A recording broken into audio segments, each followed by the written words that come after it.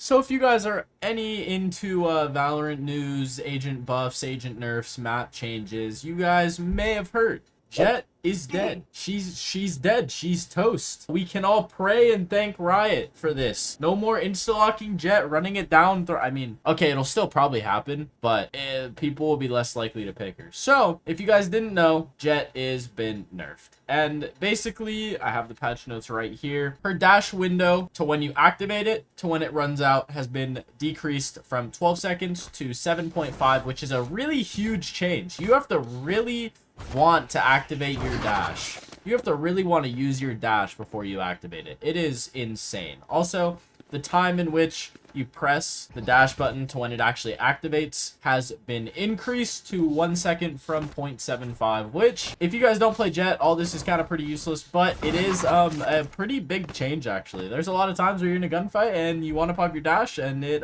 takes a while. Now, her biggest change, in my opinion, is going to be her cloudburst. Right now, you throw down a cloudburst, it'll be up for 4.5 seconds. That is basically being cut in half to 2.5 seconds. Now, that is huge for if you are Jett entering. You're in the smoke, you really gotta know where you want to go outside the smoke, because that shit will be gone immediately. And if you guys did see one of my last videos, I did Jett updrafts on every map. Yeah, that video is useless. Basically, Jett only has one updraft now.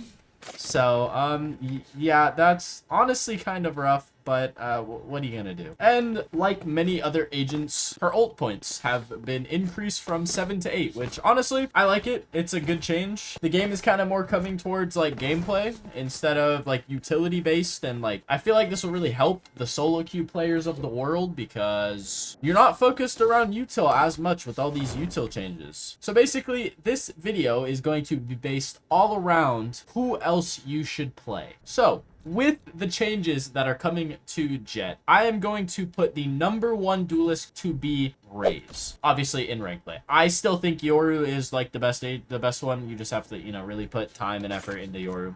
I don't have that much time and effort, so I'm pretty lazy. So I'm gonna say Raze is the #1 duelist you are going to be able to play. And the reason I say that is because A, she didn't get touched, she didn't get nerfed, she didn't get buffed, she's still the same old Raze that we know and love. Plus, she is not that hard of an agent to learn. Her ability is kind of straightforward. Nade, Boombot, that's kind of like a fade dog, except it can bounce off walls and it lasts for like a quarter of the time. It's still really good. Satchels, every duelist needs that ability that'll help them entry into sight, and Raze has her satchels. And obviously, probably her worst ability in her entire kit, her ult is really bad. Yeah, her ult's really hit or miss. You can be on someone and just have it not kill them and do like 10 damage. Or it can be really far away and you'll do like 160. So yeah, it's kind of hit or miss. But honestly, Raze is going to be probably the #1 played duelist after this nerf. Jett, she was really proud around her, you know, opping ability and being able to dash and get out of situations quickly. She's not going to be able to do that as much. Obviously, there's still going to be some players, insane Jett players, who know how to play Jett perfectly, no matter what. So there obviously will be people who still like Jett and think that she is just insane. Now, this next part is going to be pretty rough if you play or main any smoke character. Almost every single smoke character got hit with a nerf. Harbor, I don't think Harbor got touched. So if you play Harbor, hey, good job. You didn't get nerfed. Now, Brimstones, obviously, you know, it's not the biggest deal. I feel like Valorant is kind of moving in a good way in terms of it's not going to be insanely util based, because after watching Valorant Champions, the util that I saw going on was absolutely insane. Brimstone's ult, pretty easy. His ult just went from 7 to 8, so yeah. You're going to be using his ult less, but honestly, not a big enough change to completely suggest playing a different agent. So if you do play Brim, I'd stick to playing Brim. Now, a lot of people don't know, but Omen's nerf is probably something that isn't going to affect many players. If you guys didn't know, right now on this patch, if you're standing still, Omen's blind will go at default speed. That's the normal speed. If you are running, it will go a lot faster. And if you are running backwards, it will go a lot slower. Now, for the Viper mains. So, her only nerf in this update is going to be her ult is going from 8 to 9, which it is kind of a mismatch ult. Like, obviously, you can just get spammed super easily. And that I feel like is the hardest like thing about Viper ult, is that you can just get spammed. So it going from 8 to 9 doesn't affect much, but it does affect it enough to the point where it's not going to be used even close to as often as it was before, which does make it difficult. But now Astra did get hit with a decent buff. I will admit, Astra got hit with a very decent buff. Her ult just got a big buff. As you can tell, which probably can't tell that much now, but sounds through this Astra Cosmic Divide, whatever the fuck you want to call this ult, it's muffled. So if somebody is on this side and they defuse the spike, you're going to be able to barely hear it if you're close to the wall on this side. Now, after the update, it will be no sound. Her next buff is going to be her Concuss, her Q ability, and it basically, right now, it activates 1.25 seconds. The buff will go from 1.25 to 1 second. So it is kind of a buff on her Concuss, kind of a buff on her Astra ult, depending on how you see it. Obviously, if you play Astra, it's not really a buff, but a lot of players will see that as a buff. The next thing, and this will be a nerf, is her Astra Suck. Its current startup time from activation is 0.6 seconds. So it activates in 0.6 seconds. Now it'll be nerfed to 1.25 seconds, which is honestly a really big change, especially if you're playing post plant. You throw it down, you're gonna have to activate it quite a bit before than what you do now. And also the duration has decreased, so it also will not be as good in terms of like getting people off bomb and doing all that. It is decreased from 2.75, which is honestly a really long time, to 2 seconds. So basically 3/4 of a second is being taken off. So not insane changes for Astra, but she can now, especially with the nerfs on the other agents, she can be considered one of the better smoke characters to play. So in my personal opinion, I would say the best smoke character you can play is going to be Brimstone or Astra. The reason I say Brimstone is because nothing else got touched. So his smokes are still the same, Molly's still the same, Stim, everything's the same. His ult's just a little bit more expensive, which I would still suggest playing Brim. And Astra, obviously, just because with her buffs now, she'll be pretty useful, especially with her Concuss. If you don't 100% know how to play Astra and her util perfectly, then it is going to be more difficult, and I would suggest more Omen or Brim. Astra and Harbor are definitely the two smoke characters that you need to learn the most. Brim and Omen are kind of just throw you in there. The next role we are going to be moving into is going to be Initiators, and Breach, yeah, he got hit pretty hard. I'm not gonna lie. So the only things that got changed are going to be his Aftershock and his ult. The Aftershock, honestly, this ability is really good for creating space. So now instead of it doing 3 ticks, 1, 2, 3, instead of it doing 3, it'll do 2. So it'll only pump twice, but it'll do the same damage as if it did 3. So each hit will do 80 damage, which you may think, oh, well, that's good because then it's faster and they take more damage and more kills. The reason a lot of people use this is to just play time and they stall with. So like if I'm pushing a site, throw this down, nobody's going to be able to walk out, you know, unless they want to die.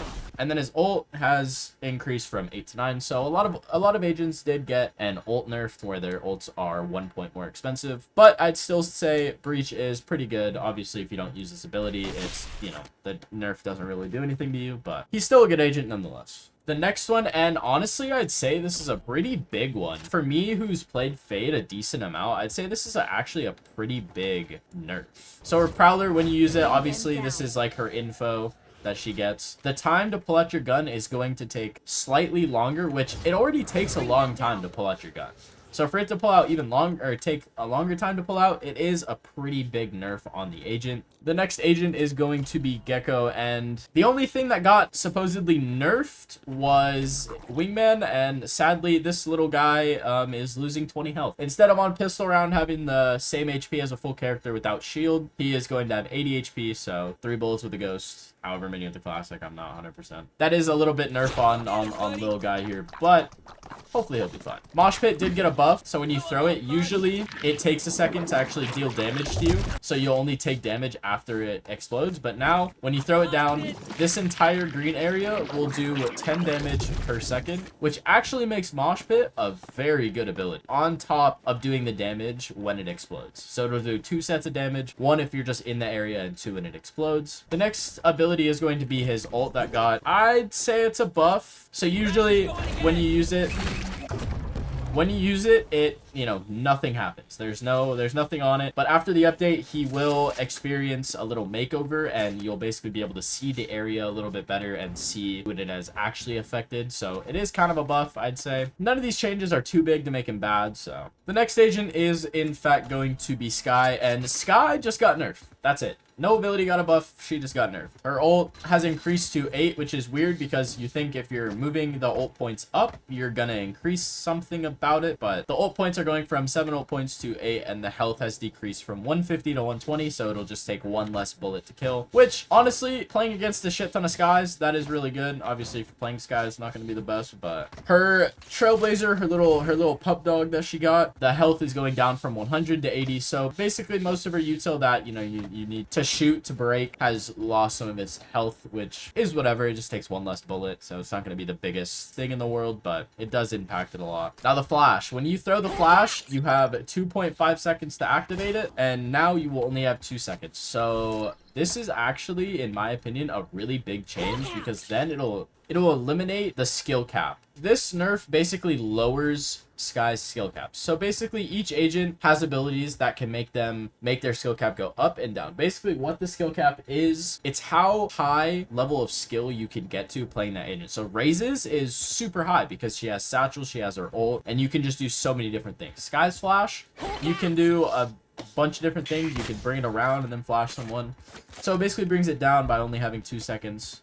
Again, not the most insane, but it will impact a lot of players. Man, they are just killing Sova. They're killing Sova. Basically, his dart being super OP and one of his info abilities that makes him an initiator. Revealing area. It scans 3 times before going away. Now it'll only scan twice, and that's the only thing that changed. So kind of a big nerf in my opinion, actually. So that is all the initiators. The best initiator in my mind is still going to be Sova, just because the dart impact, he was before the best initiator playing solo, so like you can solo initiator Sova really well, clear all the shit with his drone. You can do, you can clear everything with his drone. You dart somewhere, you clear everything with you clear the parts you couldn't clear with your drone with the dart, and it's just super OP. The next initiator I'd say would be the second best play is going to be KO. He didn't get touched, so his util's still all the exact same. The only problem with KO is you can't really use him as a solo initiator. KO is super powerful when accompanied with a Fade or a Sova. Same thing with Gecko. Gecko can't really be played as a solo initiator. You have to kind of bring another initiator on with him. But if you are really good with Sova, or if you are really good with KO flashes, you have lineups with his knife, by all means, use solo KO. Best solo initiator, Sova. Best duo initiator, KO. The next and final nerf of agents in this pool is going to be Killjoy, but don't worry, no damage deduction. Her ult points just went from 8 to 9. So in my opinion, Killjoy is still the best Sentinel. I hate Cypher. I hate Chamber. Deadlock sucks ass. She's not going to be played for a while. Cypher's good if you have setups, if you have one ways, if you have like Cypher's good in his own way. Chamber, obviously, you have good aim, you like to op. Play